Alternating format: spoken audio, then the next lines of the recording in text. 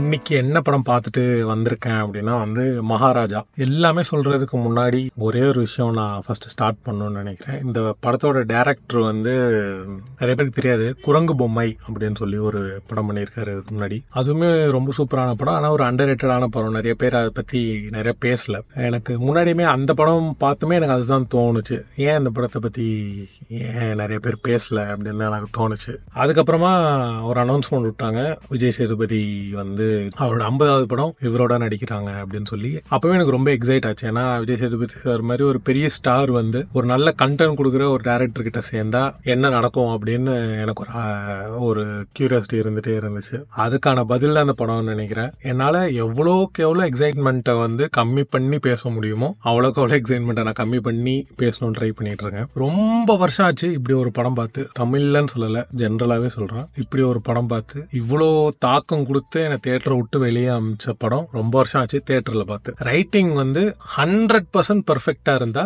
மகாராஜா மாதிரி படம் தான் வெளியே வரும். எனக்கு தெரிஞ்சு அந்த படம் 2017 டைம்ல ரிலீஸ் ஆச்சுன்னு நினைக்கிறேன். நான் காலேஜ் படிக்கிற டைம்ல அந்த படம் ரிலீஸ் ஆச்சு. எனக்கு கரெக்டா இயர் நாவல்ல குரங்கு பொம்மை. அந்த டைம்லயே நான் அந்த படம் பார்த்தேன், எனக்கு ரொம்ப பிடிச்சிருந்துச்சு. அதுக்கப்புறமா எனக்கு தோணுச்சு, ஏன் ஒரு படமே பண்ணல, நல்ல படம் தானே, ஏன் வரல அப்படின்னு. எனக்கு தெரிஞ்சு அதுக்கான பதில் மகாராஜா தான் நினைக்கிறேன். ரொம்ப வருஷம் டைம் எடுத்து பொறுமையா எழுதுனதுக்கான பலன் இந்த படம்னு நினைக்கிறேன். என்னால நிறைய விஷயங்களை சொல்ல முடியல, நிறைய விஷயங்கள் சொன்னா ஸ்பாயில் ஆயிரும்.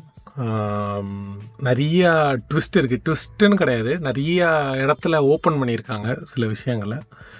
அது என்னால் ஓப்பனாக இப்போ சொல்ல முடியல. இந்த கதையையும் இப்படி சொல்ல முடியுமா? ஏன்னா இந்த லைனாக சொன்னால் உங்களுக்கு படத்தோட ஒரு இதுவே போயிடும். ஸோ நான் எதுவுமே சொல்லலை, நீங்கள் போய் பாருங்கள், தயவு செஞ்சு இந்த படத்தை போய் பாருங்கள், தயவு செஞ்சு இந்த படத்தை போய் பாருங்கள். ஏன்னா இப்படி ஒரு லைனை இப்படி சொல்ல முடியுமா அப்படின்றத இந்த படத்தில் தான் நான் கற்றுக்கிட்டேன். நான் லீனியர்னு ஒரு விஷயம் இருக்குது, அதாவது கதையை முன்னாடி பின்னாடி சொல்கிறது. அதை இந்த படத்தில் ரொம்ப நிறைய படங்களில் அது யூஸ் பண்ணியிருக்காங்க. நான் லீனியர்ன்ற ஒரு ஸ்க்ரீன் பிளே ஸ்ட்ரக்சர் நிறைய படங்களில் யூஸ் பண்ணியிருக்காங்க. ஆனால் இந்த படத்தில் மாதிரி எனக்கு தெரிஞ்சு வேற எந்த படத்துல யூஸ் பண்ணாங்க அப்படின்றது எனக்கு தெரியல. அதுதான் சொன்னேன், நான் ரொம்ப வருஷம் ஆச்சு, என்னால் பேச முடியல, எது பேசினாலுமே ஸ்பாயிலர் ஆயிரும். ஸோ அதனால என்னால் எதுவுமே பேச முடியல.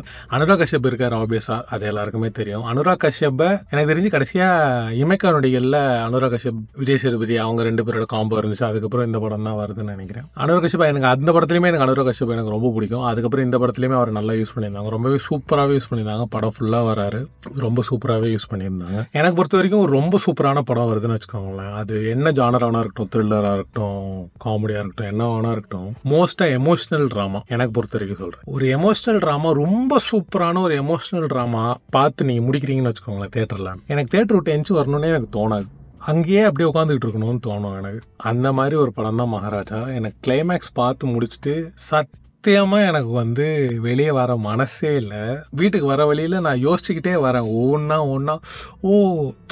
இதுவா, ஒரு எமோஷனல் ட்ராமால இப்படி ஒரு ஸ்க்ரீன் பிளே பண்ண முடியுமா, அது ஸ்க்ரீன் பிளே பண்ணி ஆடியன்ஸ்க்கு புரிய வைக்க முடியுமா, புரிய வச்சு இவ்வளோ அஃபெக்ட் பண்ண முடியுமா, மாஸ்டர் பீஸ் ரைட்டிங் தான் சொல்லணும். இந்த படம் எத்தனையோ வருஷத்துக்கு இந்த படத்தை பற்றி பேச போகிறாங்க.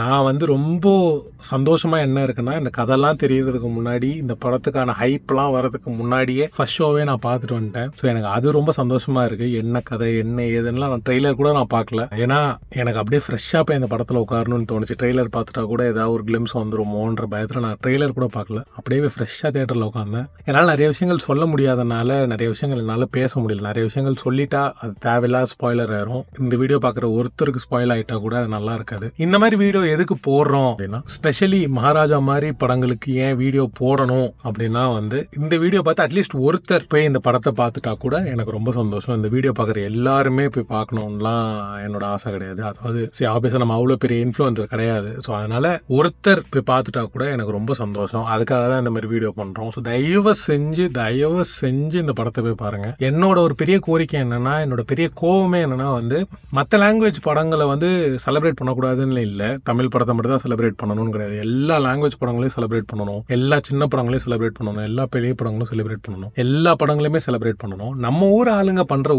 ஒரு சின்ன தப்பா நான் என்ன பாக்குறேன் அப்படின்னா, மற்ற லாங்குவேஜ் படங்களை பெருசா செலிப்ரேட் பண்ணிட்டு நம்ம நம்ம ஊர் லாங்குவேஜில் வந்து நல்ல படங்கள் வரும்போது அதை வந்து கோட்டை விட்டுறாங்க, அதை பார்க்காம விட்டுறாங்க. அதுக்கு ரொம்ப பெரிய எக்ஸாம்பிள் கடைசி விவசாயியாக நான் பார்க்குறேன். அதில் பெரிய என்டர்டெய்னிங்காக எதுவும் பெருசாக இல்லை, ஆடியன்ஸை புல் பண்ணுறதுக்கு பெருசாக ஒன்றும் அதில் இல்லைனாலுமே அது ரொம்ப நல்ல படம். இப்போது நம்மளுக்கு வந்து பிரேமலு வந்து பெருசாக கொண்டாடணும், மஞ்சுமல் பாய்ஸ் ரொம்ப பெருசாக கொண்டாடணும், அது எல்லாமே ரொம்ப சூப்பரான படம் தான், நான் இல்லைன்னே சொல்லலை. நம்ம ஊர்லேயும் மகாராஜா மாதிரி சிறப்பான படங்கள் வரும்போது அதையும் போய் கொண்டாடணும்னா நம்ம ஊர்லேயும் நல்ல படங்கள் நிறைய வரும். ஏன்னா அது ஒரு சர்க்கிள் தான். இப்போ ஆடியன்ஸ் போய் பார்க்கல அப்படின்னா அடுத்த ப்ரொடியூசர் காசு தர மாட்டாங்க, ப்ரொடியூசர் காசு தரலன்னா இந்த மாதிரியான படங்கள் எடுக்கிறதுக்கு அடுத்த டேரக்டர்ஸ் முன் வர மாட்டாங்க. முன் வரலன்னா என்ன நடக்கும்னா இந்த மாதிரி படங்கள் வராது. ஸோ அப்போ நம்ம என்ன நினச்சி போனால், அப்போ ஓகே மலையாளத்தில் தான் சூப்பர் படம் வருது, ஹிந்தியில் தான் சூப்பர் படம் வருது, ஹாலிவுட்டில் தான் சூப்பர் படம் வருது, நம்ம அதையே பார்த்து நம்ம ஊர்ல பார்க்காம இருக்கிறனால தான் இந்த மாதிரி படங்கள் வரமாட்டேங்குது. நம்ம என்ன நினைச்சுக்கிறோம், என்ன இந்த மாதிரி படங்களே வரமாட்டேங்குது அதனால தமிழ் சினிமா பார்க்க மாட்டேன்னு நினைக்கிறோம். அப்படி இல்லை, நம்ம சப்போர்ட் பண்ணாதனால மட்டுமே தான் இந்த மாதிரி படங்கள் வரமாட்டேங்குது. இந்த மாதிரி மணிகண்டன் சார் மாதிரி டேரக்டர்ஸ், மகாராஜா படத்தோட டேரக்டர், இந்த மாதிரி டேரக்டர்ஸ் எல்லாம் நம்ம சப்போர்ட் பண்ணி, சப்போர்ட்னா நீங்க அவங்களுக்கு ஆசமிச்சு அதெல்லாம் பண்ணணும்னு அவசியம் இல்லை, போய் ஃபேமிலியோட போய் படம் பாருங்க, பார்த்துட்டு சப்போர்ட் பண்ணீங்கன்னா கண்டிப்பா இந்த மாதிரியான படங்கள் திருப்பி வரும். தமிழ் சினிமா நல்லா இருக்கும். ஓடிடியில் வரட்டும், நான் பொறுமையாக பார்த்துக்கிறேன் அப்படின்னு தயவு செஞ்சு இந்த படத்துக்கு இருக்காதீங்க. நான் எல்லா படத்துக்கும் சொல்ல மாட்டேன், ஏன்னா எல்லா படத்துக்கும் போய் டைரெக்டாக பார்க்கறதுக்கு எல்லாராலையும் முடியாது, எல்லாருக்கும் டைம் இருக்காது. பட் இந்த படம் தயவு செஞ்சு இந்த படம் பாருங்க. நான் எல்லார்கிட்டையும் இந்த படத்தை பற்றி தான் ஒரு மாதத்துக்கு பேசுவேன், அது எனக்கே தெரியும். நான் நிறைய ஸ்டோரி போடுவேன், நிறைய இந்த படத்தை பற்றி மட்டும்தான் பேசிகிட்டே இருப்பேன். என் ஃபேமிலியை கண்டிப்பாக இந்த படம் நான் பார்க்க வைப்பேன். தயவு செஞ்சு இந்த படம் பாருங்க. இந்த மாதிரியான படங்கள் நம்மளோட சப்போர்ட் கண்டிப்பாக தேவை, இந்த மாதிரி டேரக்டர்ஸ்க்கு நம்மளோட சப்போர்ட் கண்டிப்பாக தேவை. அதனால தயவு செஞ்சு இந்த படம் பாருங்க. ஸோ இந்த மாதிரி வேற என்ன வீடியோஸ் போடணும், வேற என்ன படங்கள் பற்றி பேசணும், வேற எங்கே போய் சாப்பிடணும் அப்படின்றத நீங்கள் சொன்னீங்கன்னா கண்டிப்பாக அதை பண்ணுறதுக்கு நாங்கள் ரெடியாக இருக்கோம். ஸோ அடுத்த வீடியோவில் பார்க்கலாம். கண்டிப்பாக தயவு செஞ்சு இந்த படம் பாருங்க. பாய்.